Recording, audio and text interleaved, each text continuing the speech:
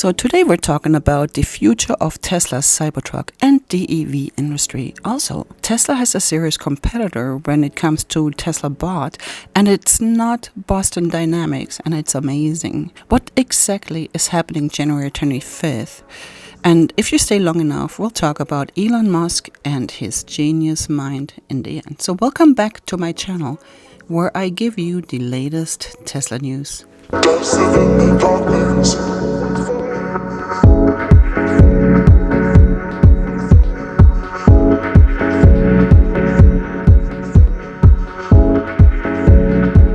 Gene Munster, with Deepwater Asset Management and analyst for the company and long-term bull, given his reaction.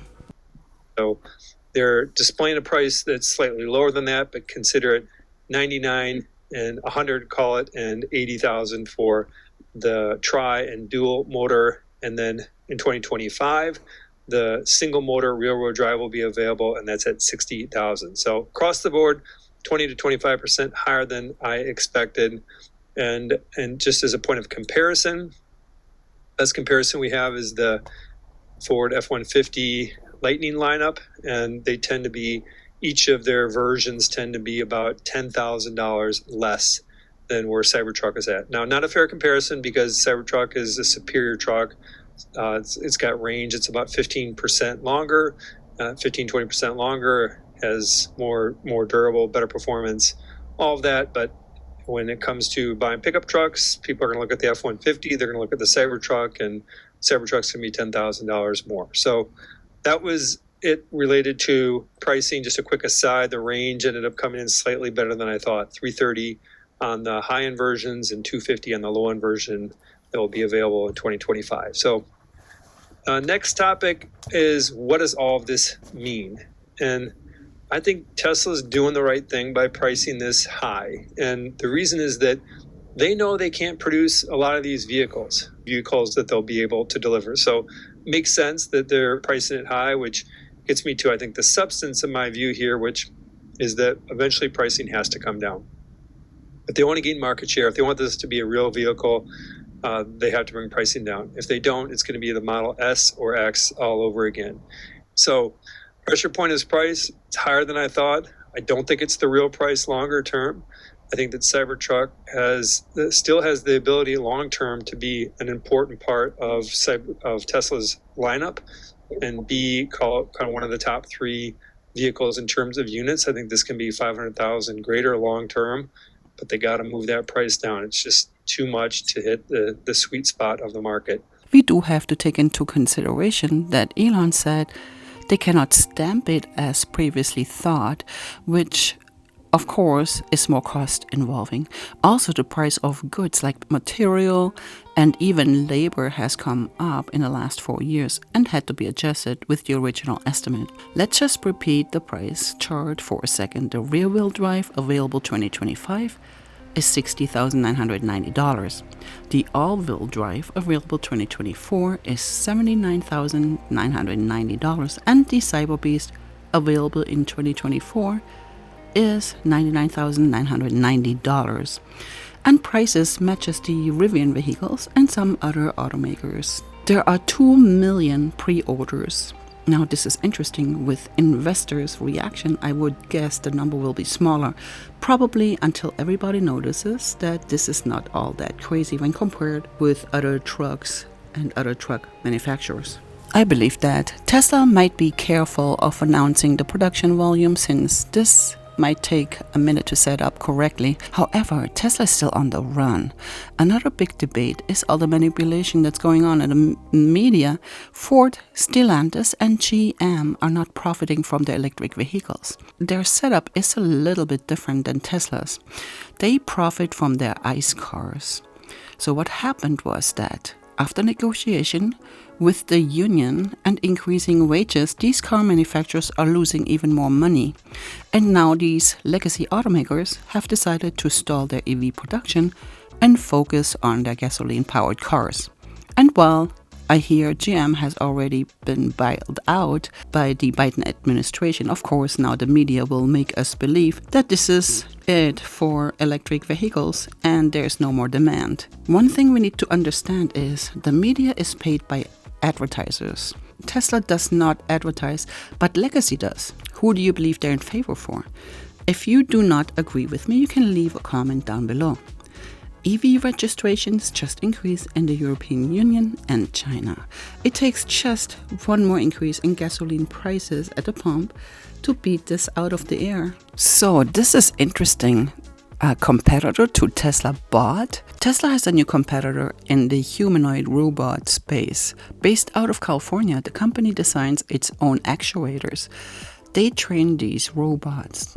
Onboard GPUs. The robots are designed to do physical work similar to humans. The way the company is looking at is trying to be able to build an autonomous automation system to be able to do human-like work. The robot is about 5'6", all electromechanical with AI first strategy to introduce this into service to do physical labor. It means putting robots into commercial opportunities to help in the warehouses, manufacturing or retail.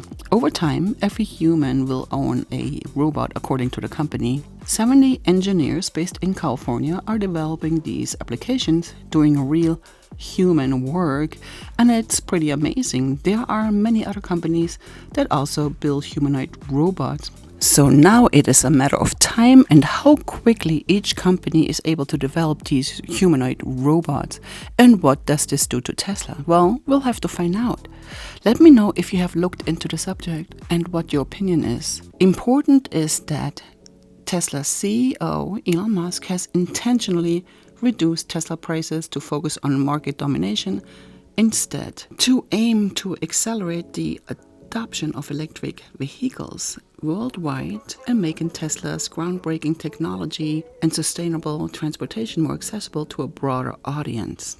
Tesla is positioned as a dominant player in the EV market, solidifying its reputation as a catalyst for change in the way we think about transportation. Tesla's valuation remains high. Tesla's growth story encompasses a broader spectrum of strategic initiatives and developments in recent times. So here we go. Now Tesla's Q4 will be announced between January 25th and January 26th, 2024 at 5 a.m. according to Yahoo Finance. The estimate will be based on historical earnings. For the last quarter, Tesla reported earnings of 66 cents per share, missing consensus of 72 cents per share. This did reflect a negative earnings of 8.33%. For Tesla's Q4 earnings release, the company is expected to report earnings of 74 cents per share, reflecting a year-over-year decrease of 37.82% according to Saks.com. And while the stock price can go either way, I'm preparing to increase my holdings, taking advantage of the sale. But this is not investment advice, just my own doing. Remember, it could go down further. I am a long-term investor that believes in the company.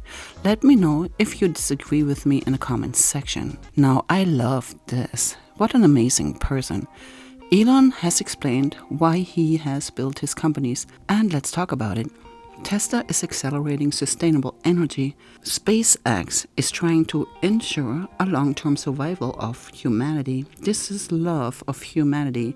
Neuralink is helping solve brain injuries, and the existential risk of EI, love of humanity. Boring Company is trying to solve traffic, which is hell for most people, and also love of humanity. Offer me money, offer me power. I don't care. I think if you care about the reality of goodness instead of the perception of it, philanthropy is extremely difficult. SpaceX, Tesla, Neuralink, and Boring Company are philanthropy. If you say philanthropy is love of humanity, they are philanthropy. Tesla is accelerating sustainable energy. This is a love of philanthropy. Right. SpaceX is trying to ensure the long-term survival of humanity with multi-planet species. This is love of humanity. Neuralink is to help solve brain injuries and existential risk with AI, love of humanity. Boring Company is trying to solve traffic, which is hell for most people, and that also is love of humanity. Personally, for you, I would see I get more of that kind of content, yeah, personally. But I'm not going to talk to the rest of for the rest of Twitter. You see more hate speech personally? I would see more hateful content in that. Content you don't like or hateful? What do you mean to describe a hateful thing? Yeah, I mean, just content that will solicit a reaction, something that may include something that is slightly racist or slightly sexist, those kinds of things. So you think if something is slightly sexist, it should be banned?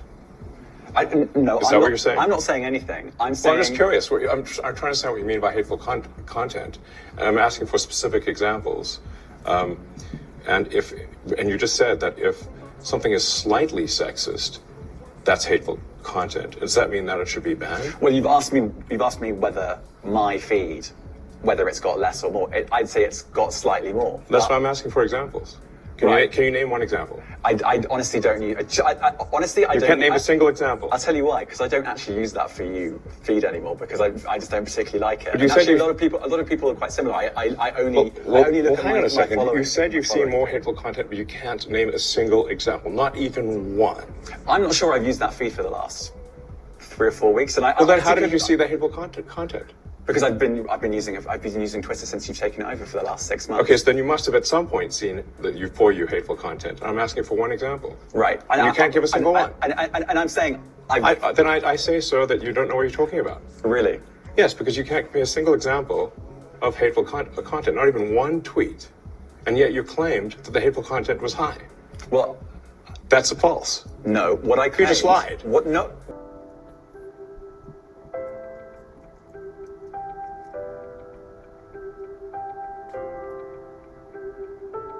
Neil Armstrong, Gene Cernan have both testified against commercial spaceflight and the way that you're developing it. I was very sad to see that because those guys are, those guys are heroes of mine, so it's really tough. I wish they would come and visit and see the hardware that we're doing here. And I think that would change their mind. They inspired you to do this, didn't they? Yes. And to see them casting stones in your direction. It's difficult. Did you expect them to cheer you on? Certainly hoping they would.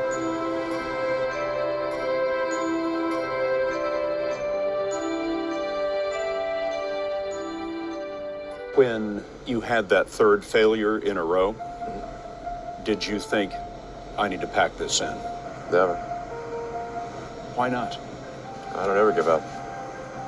I mean, I'd have to be dead or completely incapacitated. So I hope you enjoyed this video and I will see you next time. Thank you so much. My name is Claudia. Goodbye.